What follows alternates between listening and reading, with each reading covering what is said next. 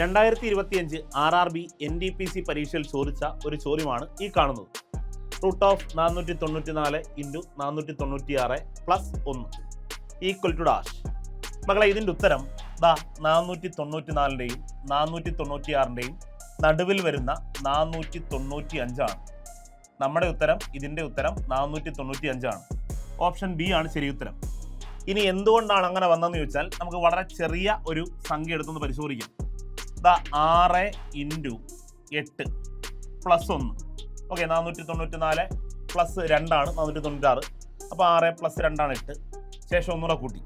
നമുക്കറിയാം root of നോക്കി 6 into 8 48. 48 plus 1 49 എന്ന് വരും. അപ്പോൾ റൂട്ട് 49 എന്ന് പറഞ്ഞാൽ 7 അല്ലേ? അതെ, 7 ആണ്. അതായത് 6ൻ്റെയും 8ൻ്റെയും നടുവിലുള്ള സംഖ്യയാണ് 7. അപ്പം ഇത്തരം ചോദ്യങ്ങളുടെ ഉത്തരം എപ്പോഴും ആ രണ്ട് സംഖ്യകളുടെ നടുവിലുള്ള സംഖ്യയായിരിക്കും. ഓക്കെ, അപ്പോൾ ഇതേപോലുള്ള കൂടുതൽ ടിപ്സിനും ട്രിക്സിനും ചലഞ്ചർ ഫോളോ ചെയ്യാൻ മറക്കല്ലേ.